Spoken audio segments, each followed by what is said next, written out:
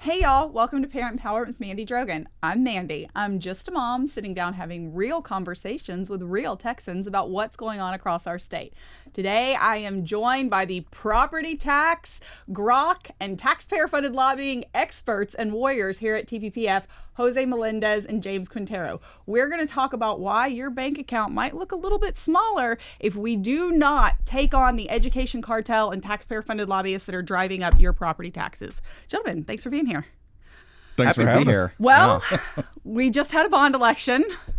We just watched as billions more debt has been just thrown onto the backs of property taxpayers here in Texas. James, how bad is it? It was pretty bad. So across the state, there were 367 individual propositions decided at the ballot.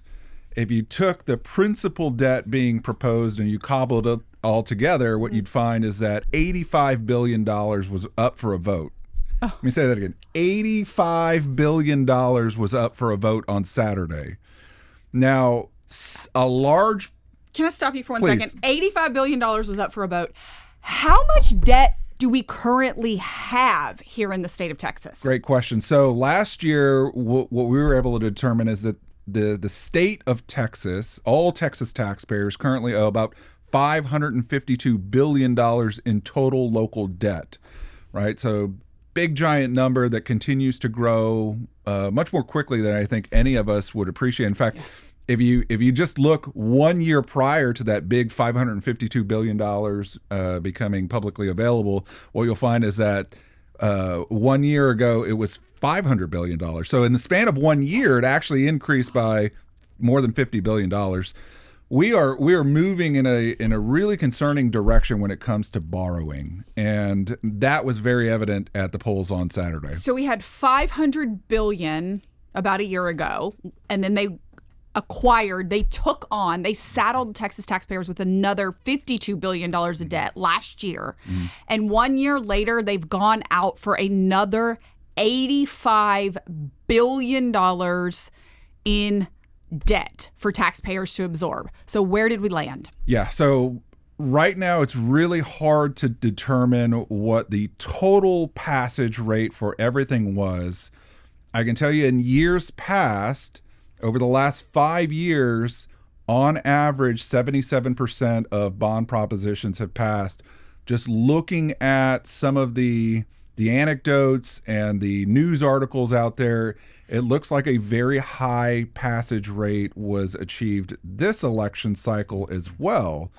Now, the one thing I do want to caveat is that when you consider that $85 billion in new principal debt proposed, the vast majority of that was put forward by special purpose districts. Okay. And you look at the universe of special purpose districts, most of it was put forward by municipal utility districts, okay, which generally provide infrastructure for new developments. Okay. Now, there was still a very healthy amount of debt proposed by cities and school districts, and I'm sure we'll get into that. But just know that, in at least a small way, the MUD debt being put forward was for something along the lines of reasonable projects, right? Because new people coming to Texas need to live somewhere, and that somewhere has to have water, wastewater, drainage, and the rest. Okay, so you mentioned school districts, which is driving a lot of this. So we know that we have, up until this past week, we had $552 billion worth of debt. We can only assume it's going to jump by $40 to $70 billion based on the numbers that have come in. But let's talk about ISD debt. Mm-hmm. How much ISD debt were we looking at prior to this past bond election in May? So go ahead, Jose. So let me start off by just saying a couple of thoughts. So when you think about this past bond election, it was no bueno for taxpayers. But the biggest problem being that most Texans weren't aware that there was actually a bond happening or a bond election happening. I'm reminded of a gal that I met in Dallas a couple of weeks back, a poll worker who said, I worked the polls today. I'm here at this event now. But I'll tell you this, I had a person come up to me who was seeking to vote. They thought it was the runoff election. didn't realize it was a bond election. And when they learned that fact, they walked away. The level of engagement, the level of understanding of how consequential these bond elections are is quite abysmal. Yeah. And we need to change that. And part of that change means moving some of these elections from May to November, which you've heard the governor speak about it. TPPF has been very supportive of that measure. But in terms of school bond debt, we're looking, according to the latest research we produced on the education cartel, we're looking at $236 billion worth of bond debt. Oof. So school districts alone account for nearly half of our total local government debt here in Texas. And they've added billions more.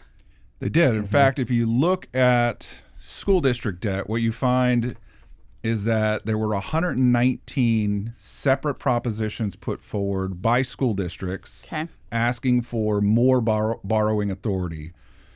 The value of those propositions was somewhere on the order of $12 billion.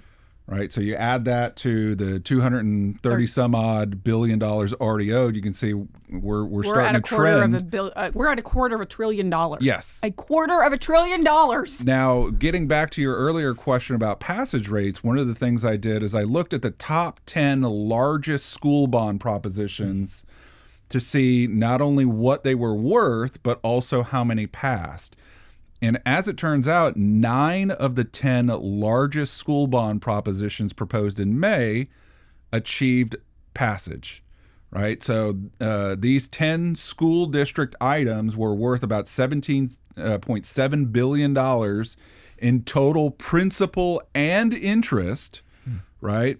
And of that $17.7 billion, voters approved $17 billion.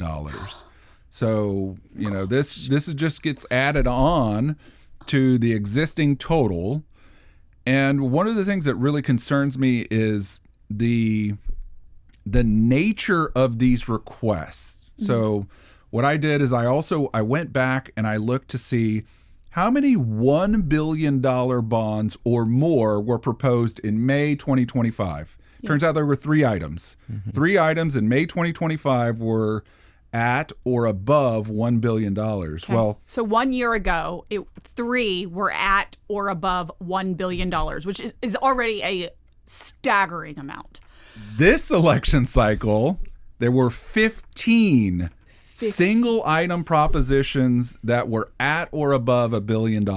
And so, again, I think this is another indication that we're moving in a bad direction and that local governments are gorging on public debt, which is going to have a tremendously negative impact moving forward as we try to wrestle down tax bills. I would say that this is a perfect example of how the big ed cartel with the profiteers in that architecture, engineering, construction space have perfected their messaging and their strategies to enslave us in debt. That's what I would say it is. But that is insane to see that 1 year later that they have jumped to 15 plus initiatives that are more than $1 billion. I'm going to come to the one that is the big kahuna in a minute.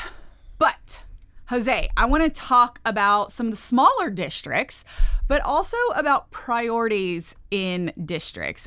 It is no secret that 50% of the kids in Texas can't read, 60% can't do math, and 70% fail our history exams.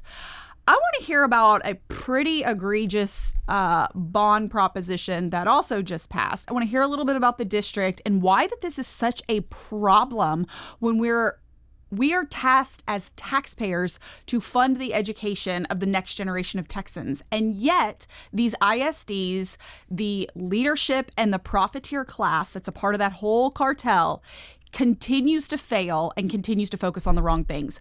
What just happened in Royal ISD? So one of the issues that we see when we're trying to get a handle on all these bonds that are being proposed, especially in the month of May, is the bandwidth covering all these bonds around the state. We just can't get a full grasp of all of them out there. So 5 days prior to the election, I caught wind of a bond by Royal ISD. So Royal ISD is about, give or take an hour outside of Houston, Waller County. So they came to voters with a $72 million proposition to build a new high school stadium, which would effectively make it the second most expensive in Texas.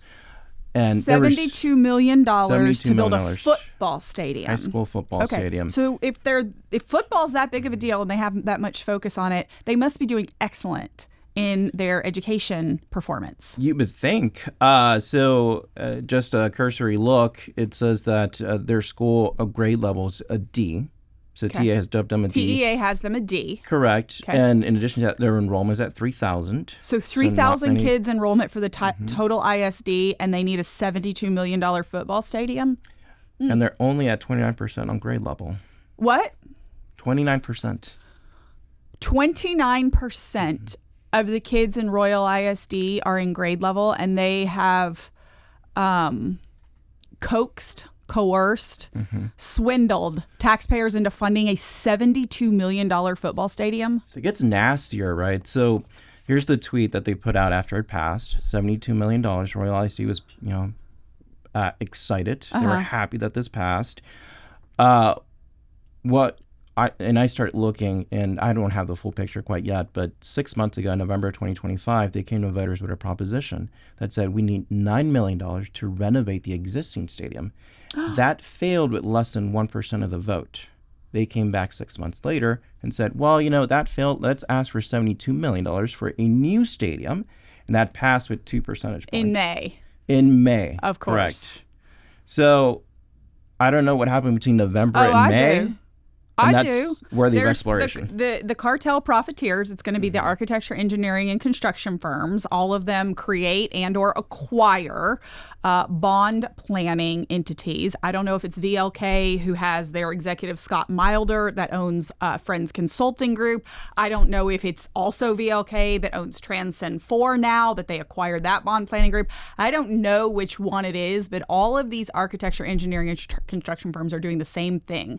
They are going in, they are selling a vision of grandeur to the locals, particularly the leadership, and they say, hey, don't worry. We will start the political action committee. We will fund it with our dollars. We will do the messaging. I'm sure it was Royal for the Kids or something along those lines. We will do opposition research on anyone that stands in the way. We will shut down their social media. We will do all of these things. We'll get this bond passed. Don't you worry. Wink, wink, nod, nod. And then they show up after it passed, and lo and behold, who gets the contracts? In fact, we just had a great paper released by our colleague, Judge Shepard, called Hijacked, where these cartel profiteers have hijacked this bond planning system where that they go in, they convince the local administration and leaderships to do this, they fund every aspect of passing the bonds, and then there's the recipients of these bond packages, which results in, for every $1 being donated, we're finding up to $16,000 in return. Every $1 put in a political action committee, $16,000 returning within just 2 years. It has to stop. That's what happened. And you're speaking to a system that's at hand not just behind this, the Royal ISD bond, but the Dallas ISD bond and all these bonds that are being introduced before voters. That's right. Let's jump into that. That is the big kahuna. The largest ISD bond ever in the state of Texas, to a district that has parents fleeing for other options. Talk to us about what just happened in Dallas ISD, James. Well, that's exactly right. Dallas ISD has lost about 20,000 students over the last 10 years, which raises a real question as to why a bond of this type was even needed in the first place, right? Why isn't the district engaging in right-sizing and finding efficiencies to accommodate its smaller student enrollment? Now, there's several curiosities about Proposition A, which of course was the $6 billion piece of a $6.2 billion ask. Can we just $6.2 billion. Well, and that, so you're hitting on, you're getting to one of my first concerns, which is I've been doing this so long that I recall back in 2019 when a few members got together and they helped pass SB 30, which was an initiative to require school districts to parse out various elements of their bond, because of the concern at that time was we're having far too many $1 billion bonds come forward that are putting voters in the position of saying yes or no, take it or leave it. And the legislature wanted to give voters some discretion in the process to say, you know what, we agree with this piece, but we don't agree with that. Fast forward to 2026, and here we find ourselves with a $6 billion monstrosity that really gives voters no discretion, no choice in the matter. It's a very much take it or leave it approach that I think it at least violates the spirit of the law, right? I'm not a lawyer, so I couldn't tell you if it violates the letter of the law, but certainly the spirit of the law has been violated. And I hope this prompts the next legislature to go back in, reconsider SB 30 from 2019 and make necessary changes so that we get greater depth and choice in the process. Can we break that down just a little bit as to the reason why they want it to be either or? And this can go across government, right? When you get these big spending, radical, progressive ideologues that want to do stupid things like, oh, I don't know, let people camp all over our streets and that's one issue, or pass a whole host of very, very left-leaning Marxist-based ideology to create their utopia of a classless society. They come up with these stupid ideas. And what they want to do is force you to say, do you want to fund the police officers?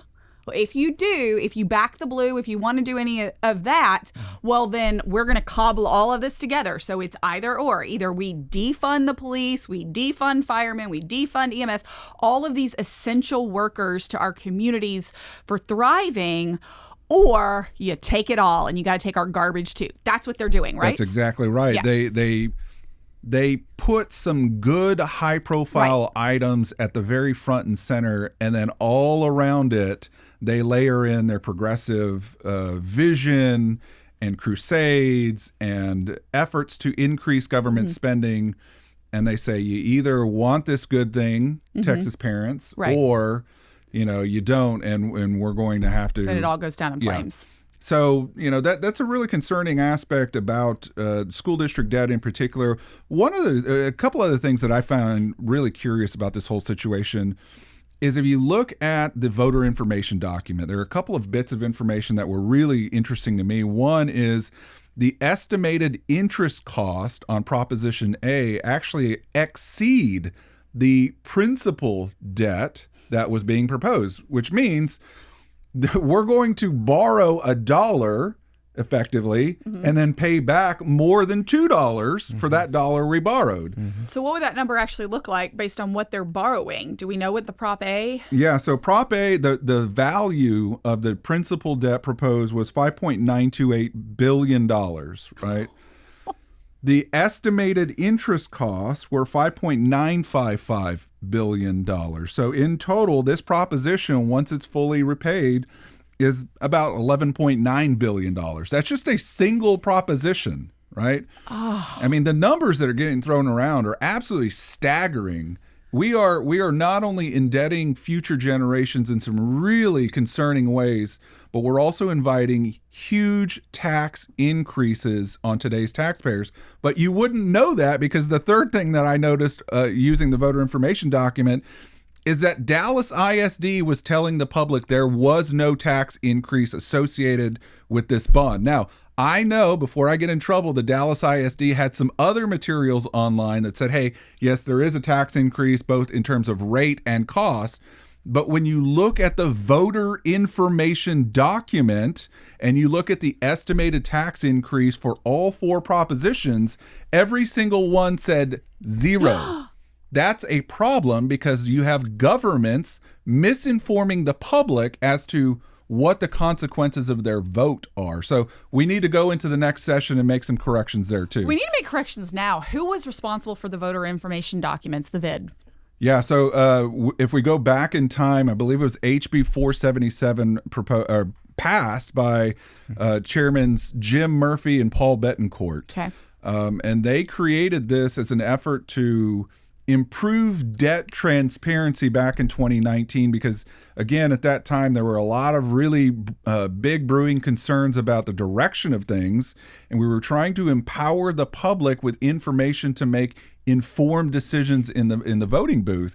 And some of that has actually, I think, turned out well, but some of that is being gamed and manipulated to the government's advantage, and we need to go back and make some big changes. Wait a second. Hold on. So is there any consequence to just lying and saying no?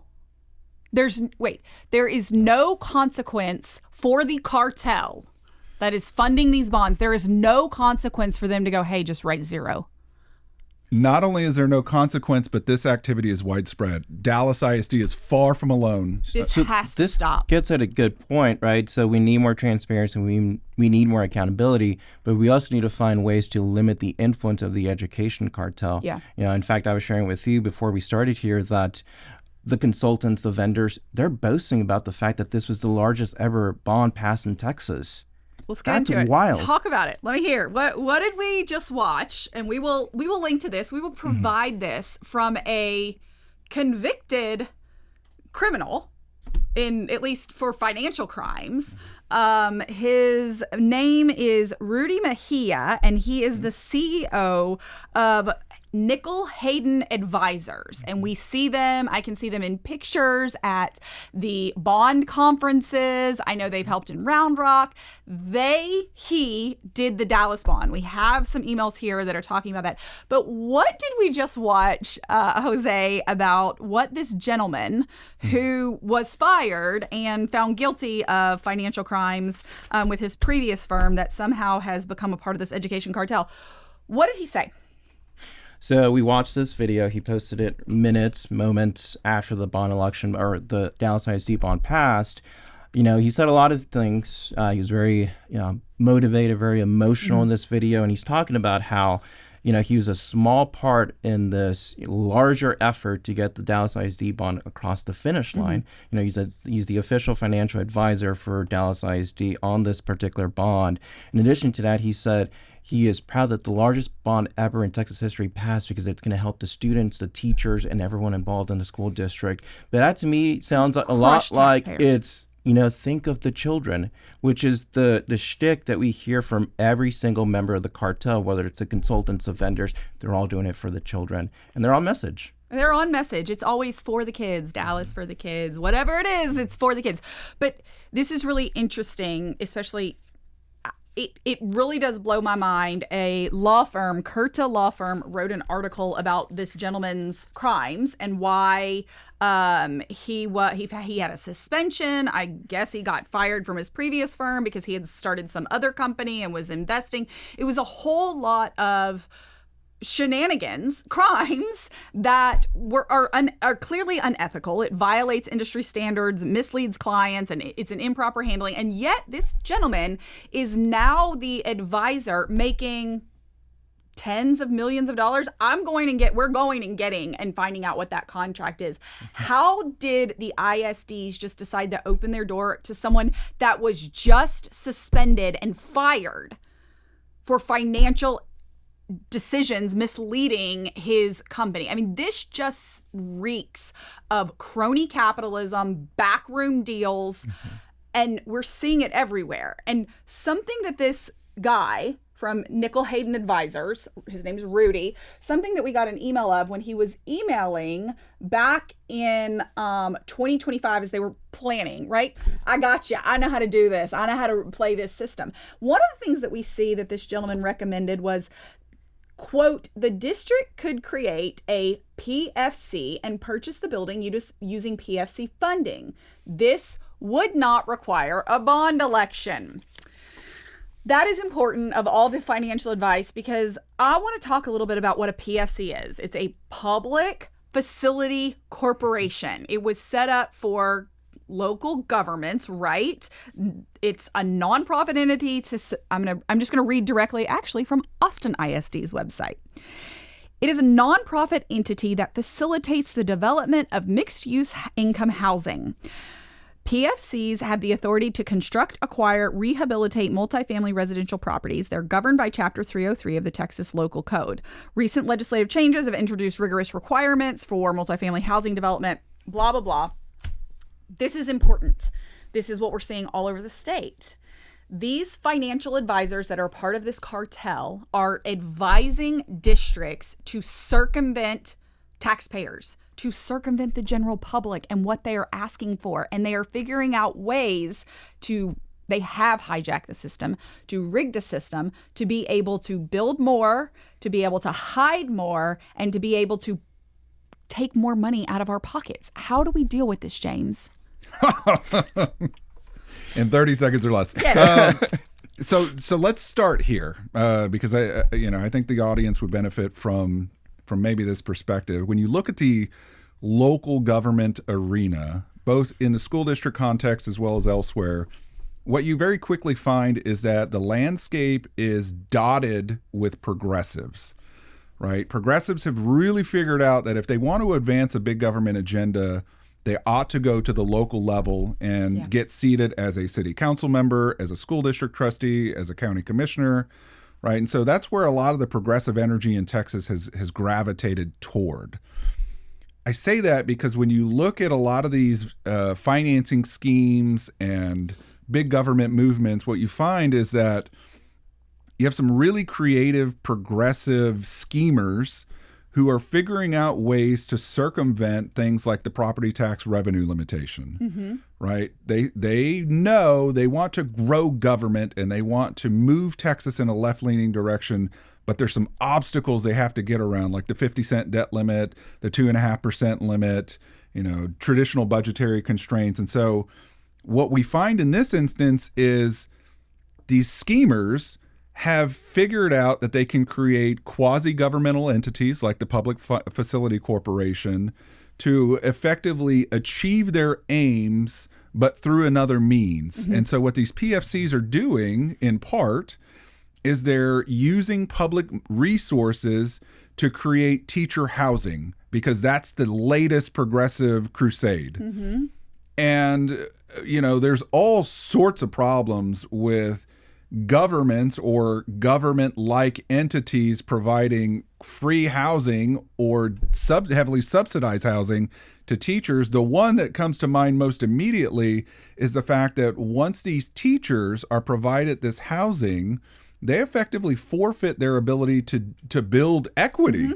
Right? They are denied that right, because when they move, the property remains in the control of the PFC and or the school district.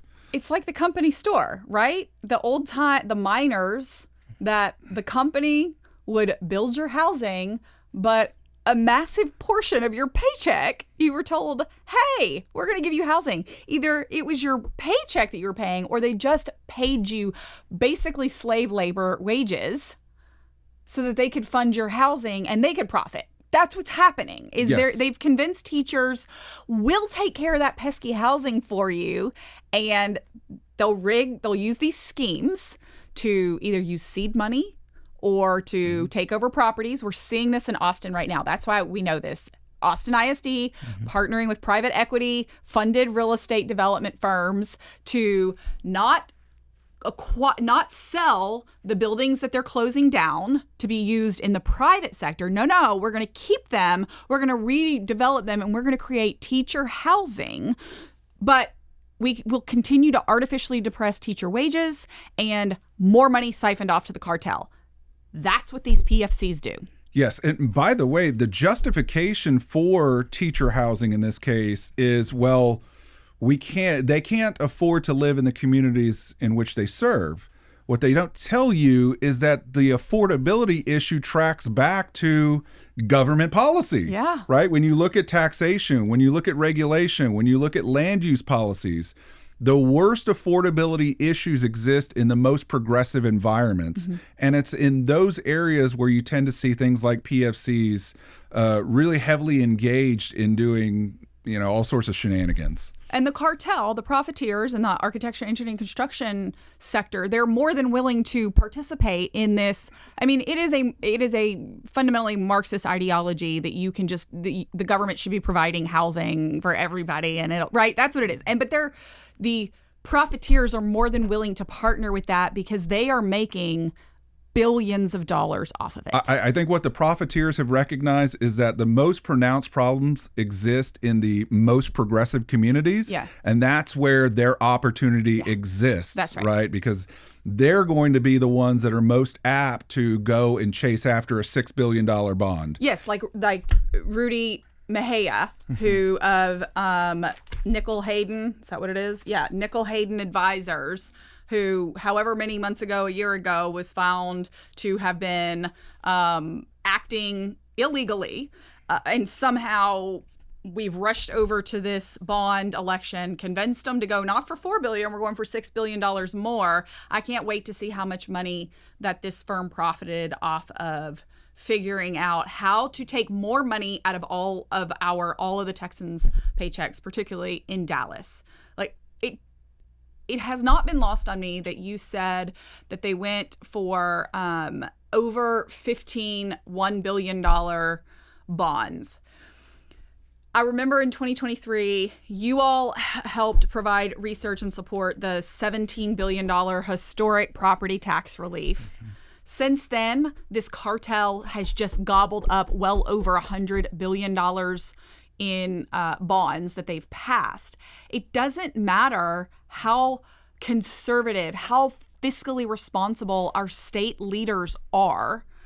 It doesn't matter how much they try and buy down or compress, as long as this cartel, the education cartel that cares nothing about our kids' educational performance and how many stadiums or facilities they can build, as long as we continue to allow our money at the local level for them to rig the system and use fancy marketing tactics, our kids will never get a good education. And Texans will never own their homes because they are being taxed to death by these evil entities. When you think about the bond election process, you think about these profiteers. The three biggest issues heading into next session can be tied to the bond election process, right? Property tax reform, the ed cartel, and taxpayer-funded lobbying are all at hand here. You know, I mentioned this Royal ISD high school stadium bond. It passed with 52% of the vote. Mm-hmm. But as James mentioned earlier, if we had a supermajority approval on these bond elections, this wouldn't have passed. Yeah.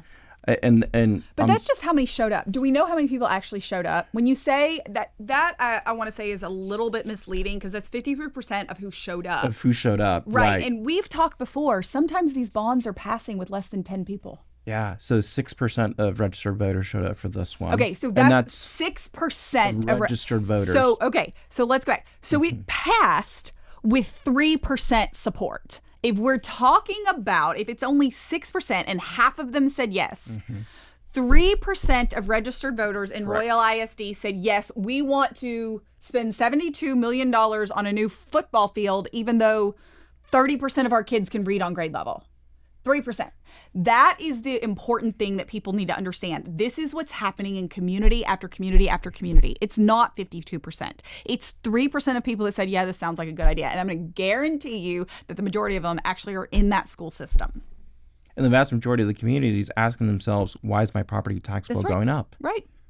What, you know, staying on this example for just a second, if 3.5% of the community had come forward and said, you know what, not right now, Royal ISD, we don't want to do a big fancy stadium at this time.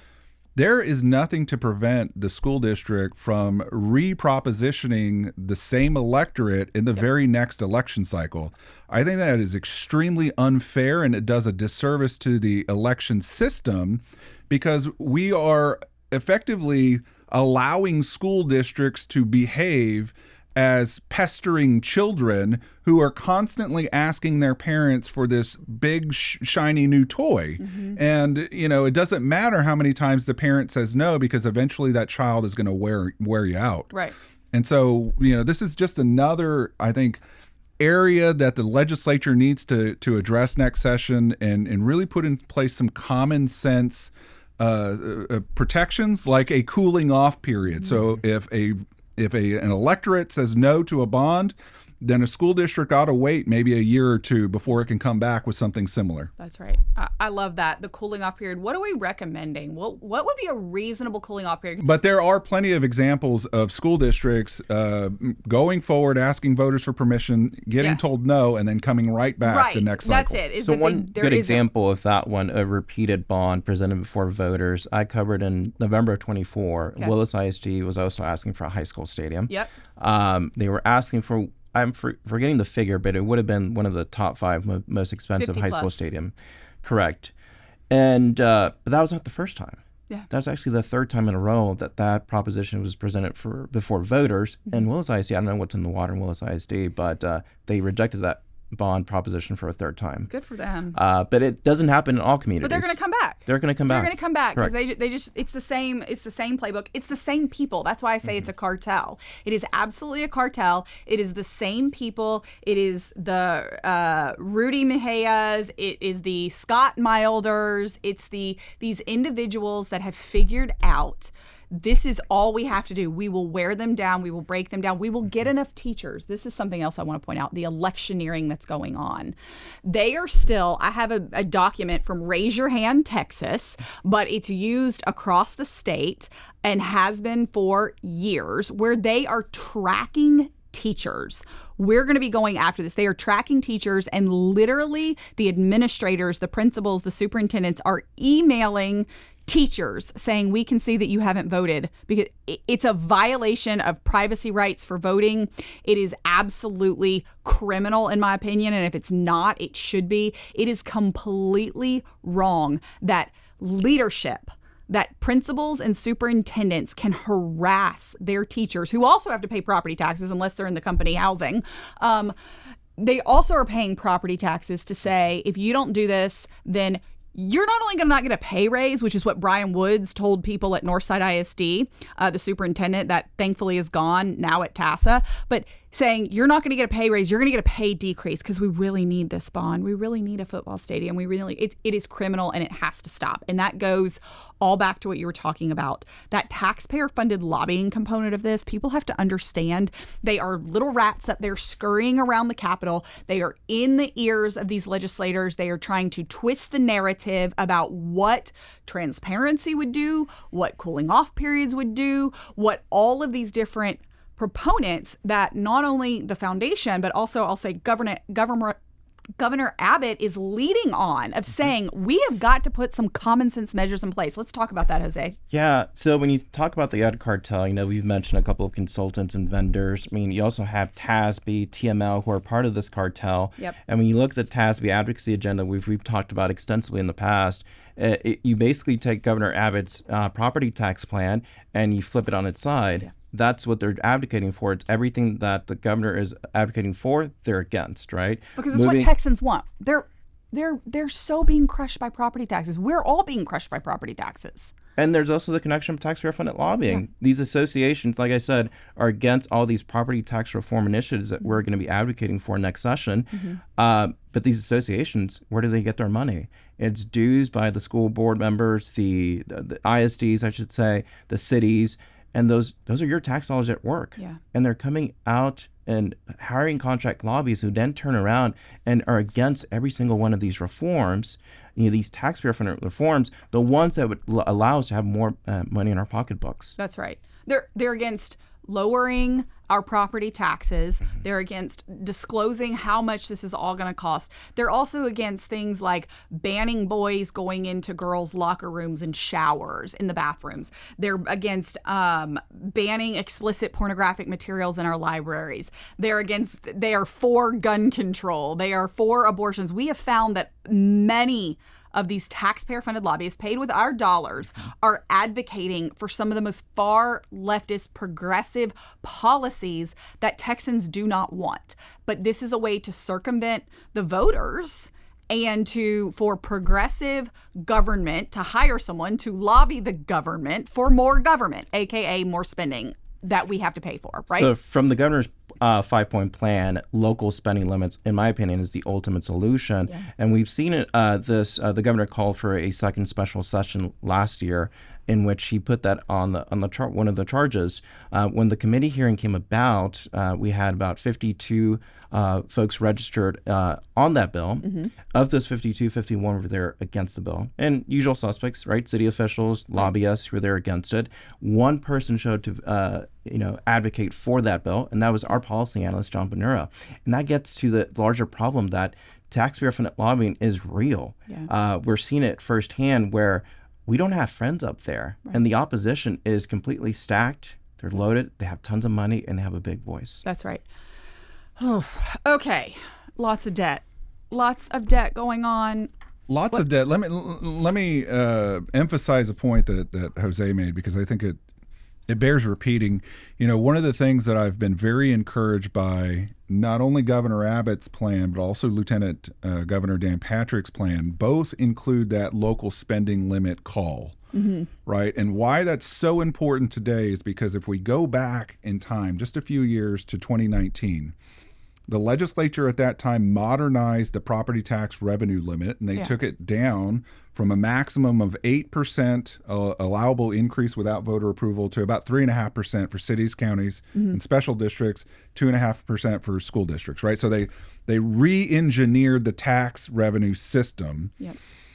What that had the effect of doing is not only lessening some of the increase without voter approval, but it also incentivize governments to look elsewhere for their money. Like PFCs. Because they don't want to get spending under control. They started to increase fees. They went into debt at a greater rate. They looked to federal grants, right? They went anywhere where they could find extra money that wasn't necessarily subject to that revenue limitation. Yeah. So we find ourselves now on the cusp of another legislative session where all of our tax relief has effectively been eroded. Yep. And we've got massive debt continuing. We have big government shenanigans afoot almost everywhere.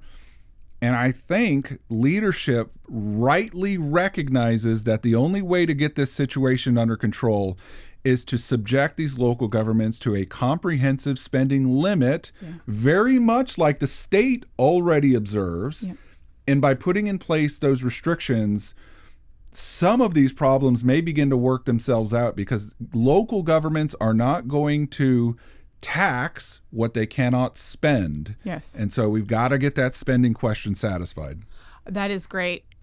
Jose, before we wrap up, I'm going to start with you and then I'm going to go to James. I want you to look in that camera and I want you to tell the leadership and the patriots of Texas why we have to get this cartel excesses out, their ability out of our state, get rid of them, get rid of taxpayer-funded lobbying, and what we must do to right-size this insane debt that is crushing Texas taxpayers.